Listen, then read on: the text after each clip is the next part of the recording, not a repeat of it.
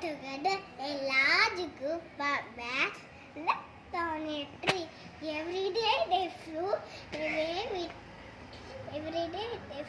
out in search of food. One day they underfed enough to catch them.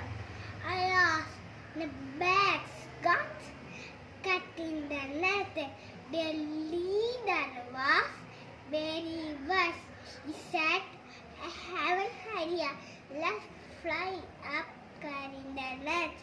The bats flew away with the net before the hunter came. They flew to their friend, the rat. He beat the net, beating his sharp teeth. The bats is free.